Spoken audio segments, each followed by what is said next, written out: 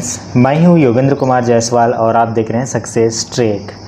आज हम लोग मार्किंग एंड मार्किंग टूल्स का जो objective questions related to exam अगर जो पूछा जाता है उसके बारे से आज हम लोग पूरा एक एक क्वेश्चंस के बारे से देखेंगे और जो कि आपके पेपर के लिए बहुत ज़्यादा इम्पॉर्टेंट हो सकता है और आता ही है यहाँ से क्वेश्चंस। तो चलिए आज उसको देख लेते हैं। यदि आपने अभी तक इसका थ्योरी वाला चैप्टर नहीं देखा है तो आप मेरे वीडियो में जा कर के प्लेलिस्ट पे जाके आप सारा वीडियो देख सकते हैं। अगर आप थ्योरी नहीं देखे हैं तो पहले उसको आप देख ही लीजिएगा, उसके बाद ऑब्जेक्टिव बनाएंगे तो बहुत ज़्यादा इम्पोर्टेंट होगा आपके लिए। एग्ज़ाम से रिलेटेड जो भी आप पेपर देंगे उसके लिए बहुत ज़्यादा बेनिफिट होने वाला है। चलिए आज हम लोग स्टार्ट करते हैं। इसमें हम लोग देखेंगे 15 क्वेश्चंस जो कि मोस्ट इम्पॉर्टेंट पेपर में पूछा ही जाता है। तो चलिए फ्रेंड्स स्टार्ट करते हैं। Welcome to my YouTube channel. चलिए देख लेते हैं। क्वेश्चन नंबर 1, सब्सक्राइबर के पॉइंट का कोण होता है।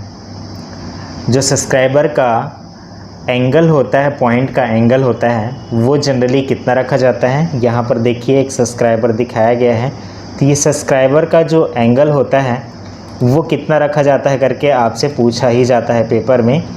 तो याद रखिएगा, जो सब्सक्राइबर के जो पॉइंट का एंगल होता है वो लगभग कितना रखा जाता है, 12 से 15 डिग्री रखा जाता है। ठीक है फ्रेंड्स, यहाँ पर देखिए फर्स्ट वाला जो दिखाया गया है ये क्या कहलाता है, स्ट्रेट स्क्राइबर। उसके बाद में एडजस्टेबल स्क्राइबर और यहाँ पर दिखाया गया है बेंड स्क्राइबर। स्ट्रेट स्क्राइबर का उपयोग जनरली हम लोग क्यों करते हैं, ज़्यादातर मार्किंग करने के लिए, फ्लैट सरफेस पर मार्किंग करने के लिए हो उसके लिए हम लोग इसका उपयोग करते हैं। और इसको बोलते हैं एडजस्टेबल स्क्राइबर।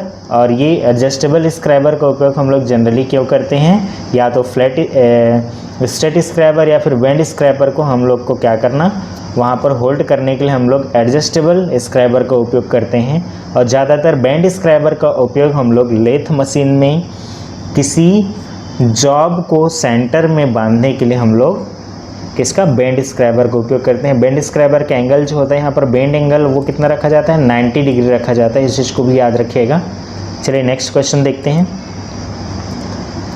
वी ब्लॉक किस ग्रेड में पाए जाते हैं। जनरली जो वी ब्लॉक होता है उसका उपयोग हम लोग क्यों करते हैं, किसी गोल जॉब को इसके ऊपर रख कर मार्किंग करने के लिए हम लोग इसका उपयोग करते हैं। जनरली वी ब्लॉक जो है ए और बी 2 ग्रेडों में पाए जाते हैं। ठीक है फ्रेंड्स, ए और बी 2 ग्रेडों में पाया जाता है और इसका उपयोग हम लोग क्यों करते हैं, गोल जॉब की सेंटर वेंटर निकालने में या फिर उसकी मार्किंग करने के लिए हम लोग इसका उपयोग करते हैं। तो इसका ऑप्शन डी क्या रहेगा, राइट आंसर होगा। वी ब्लॉक जो रहेगा ए और बी ग्रेडों में पाया जाता है। ए ग्रेड का उपयोग हम लोग कहाँ पर करते हैं, जनरली टूल रूम में किया जाता है और बी ग्रेड का उपयोग हम लोग वर्कशॉप में करते हैं। ए ग्रेड अच्छे ग्रेड के टूल स्टील से बनाया जाता है, जबकि बी ग्रेड का जो रहता है वो नॉर्मल स्टील से बनाया जाता है। ठीक है फ्रेंड्स, नेक्स्ट देख लेते हैं। बड़े वृत्तों की लेइंग आउट करने के लिए किस टूल का प्रयोग किया जाता है या फिर करते हैं। तो बड़े वृत्तों की लेइंग आउट के लिए हम लोग जनरली किसका उपयोग करते हैं, ट्रेमल का उपयोग किया जाता है।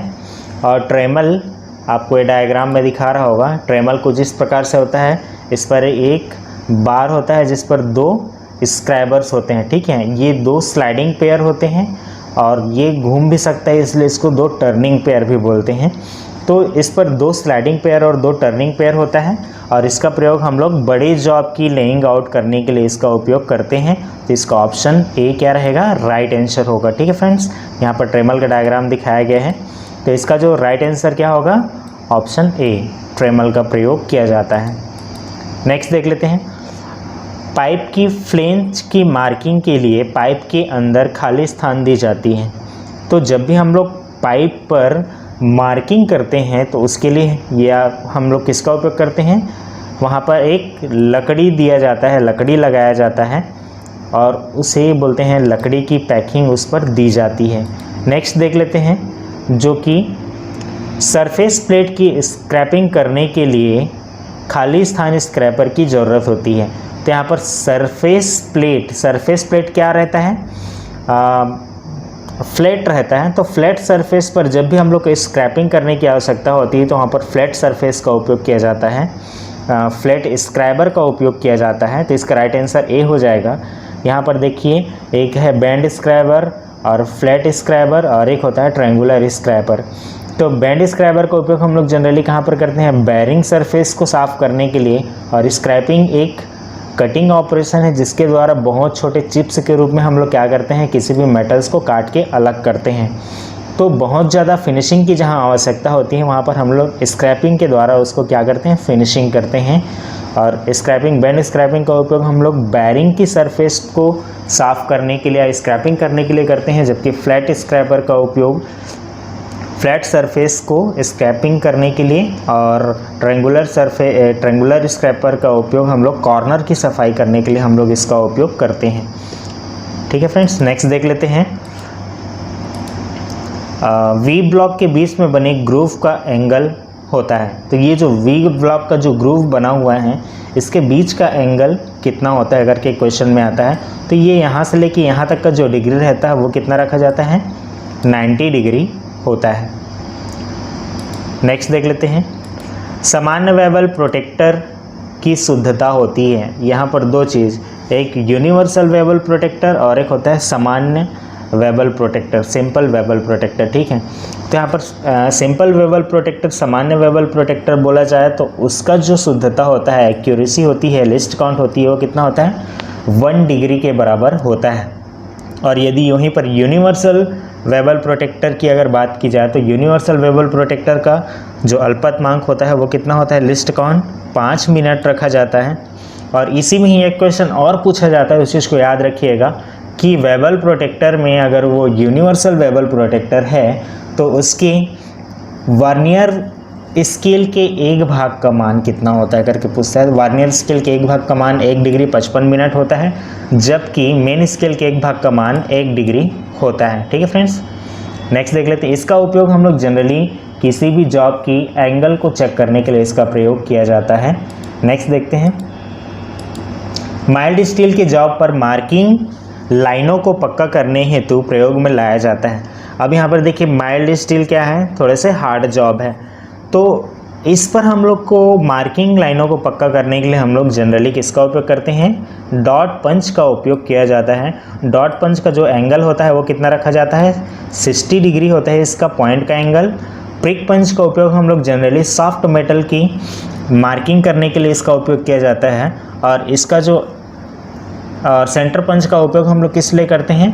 किसी जॉब में अगर ड्रिलिंग करनी हो तो उसके पहले वहाँ पर सेंटर पंच का उपयोग किया जाता है। ऑटोमेटिक पंच का उपयोग हम लोग किसी भी गोल जॉब की सेंटर निकालने के या फिर सेंटर की पंचिंग करने के लिए हम लोग आउटसाइड ऑटोमेटिक पंच का उपयोग किया जाता है। इसका 90 डिग्री, इसका 60 डिग्री और इसका होता है 30 डिग्री होता है। ठीक है, इसको याद रखिएगा। इसका 30 डिग्री होता है प्रिक पंच का एंगल और इसका होता है 90 डिग्री। और ऑटोमेटिक पंच का या तो 90 डिग्री होता है या फिर 60 डिग्री इसको रखा जाता है। इस चीज़ को याद रखिएगा, 90 या फिर 60 डिग्री होता है। ठीक है, नेक्स्ट देख लेते हैं। सरफेस गेज का साइज लिया जाता है। तो यहाँ पर इसके पहले भी क्वेश्चन में हम लोग देखे थे, सरफेस गेज का जनरली उपयोग हम लोग क्यों करते हैं? मार्किंग करने के लिए किया जाता है।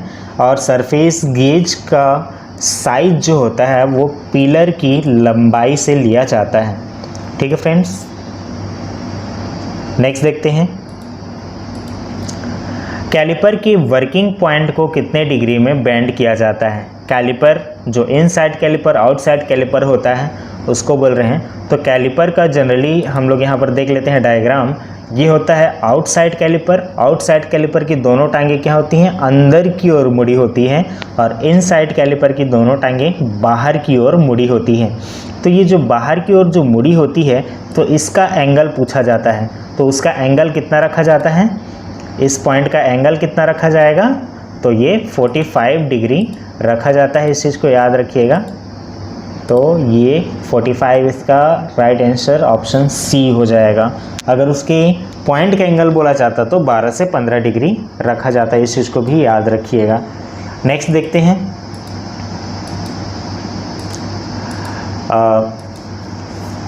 आउटसाइड कैलिपर का साइज मापा जाता है। जो आउटसाइड कैलिपर इसके पहले हम लोग देखे थे, वो उसका जो साइज़ होता है वो किससे मापा जाता है, रिवेट के सेंटर से वर्किंग पॉइंट की बीच की दूरी से उसको क्या किया जाता है, मापा जाता है। ठीक है फ्रेंड्स, नेक्स्ट देख लेते हैं। सरफेस गेज का प्रयोग खाली स्थान मशीन पर भी किया जाता है। तो खाली स्थान मशीन पर, किस मशीन पर हम लोग इसका उपयोग करते हैं, ज़्यादातर लेथ मशीन पर हम लोग किसी जॉब को सेंटर में बांधने के लिए हम लोग किसका उपयोग करते हैं, सरफेस गेज का उपयोग किया जाता है। नेक्स्ट देख लेते हैं।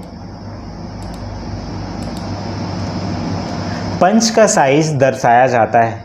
तो पंच का जो साइज होता है वो किससे, इसके व्यास से और इसकी टोटल लंबाई से इसको क्या किया जाता है, शो किया जाता है। ठीक है, इसके व्यास और इसके टोटल लंबाई से इसको क्या किया जाता है, शो किया जाता है। तो इसका राइट आंसर क्या होगा, उपयुक्त दोनों हो जाएंगे। ठीक है फ्रेंड्स, नेक्स्ट देखते हैं। वर्कशॉप में सरफेस प्लेट की शुद्धता को चेक करने के लिए कौन से सरफेस प्लेट का प्रयोग किया जाता है। अब यहाँ पर हम लोग 3 प्रकार से सरफेस प्लेट यूज़ करते हैं। एक workshop surface plate, inspection surface plate और एक होता है मास्टर सरफेस प्लेट होता है। तो जनरली वर्कशॉप सरफेस प्लेट की शुद्धता को चेक करने के लिए हम लोग किसका उपयोग करते हैं, इंस्पेक्शन सरफेस प्लेट का उपयोग किया जाता है। और इंस्पेक्शन सरफेस प्लेट की शुद्धता को चेक करने के लिए जनरली मास्टर सरफेस प्लेट का उपयोग किया जाता है। तो इस चीज़ को याद रखिएगा। और वर्कशॉप सरफेस प्लेट की शुद्धता 0.0025 होता है, 25 mm होता है। ठीक है फ्रेंड्स, नेक्स्ट देख लेते हैं। इनमें से कौन सा गुण ग्रेनाइट सरफेस प्लेट का नहीं है। अब यहाँ पर जो हम लोग cast iron surface plate, lead surface plate और ग्रेनाइट सरफेस प्लेट जो यूज़ करते हैं, तो इनमें से एक चीज़ दिखाया गया है ग्रेनाइट। ये क्या है, एक पत्थर का बना होता है, ग्रेनाइट पत्थर जिसको बोला जाता है। तो ये ग्रेनाइट सरफेस प्लेट क्या होता है, यहाँ पर देख लेते हैं क्वेश्चन। इनमें से कौन सा गुण ग्रेनाइट सरफेस प्लेट का नहीं है। अब देखो, अच्छी परिशुद्धता, तो ये परिशुद्धता में बहुत अच्छा होता है। इस पर जंग नहीं लगता, वो भी सही है, ग्रेनाइट पर जंग नहीं लगता है। उष्मा और ताप का कोई भी प्रभाव इफेक्ट नहीं पड़ता है।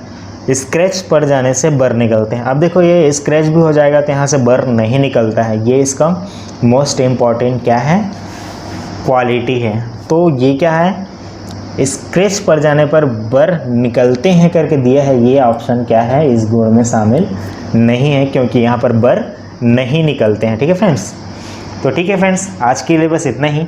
And thanks for watching this video, thank you so much. और यदि आपको ये वीडियो अच्छा लगा होगा तो लाइक कीजिएगा, सब्सक्राइब नहीं किया तो सब्सक्राइब कर लीजिए और बेल आइकन के बटन को प्रेस करना बिल्कुल मत भूलिएगा और अपने फ्रेंड्स के पास इसको शेयर करना मत भूलिएगा। ठीक है फ्रेंड्स, आज के लिए बस इतना ही। And thanks for watching this video, thank you so much.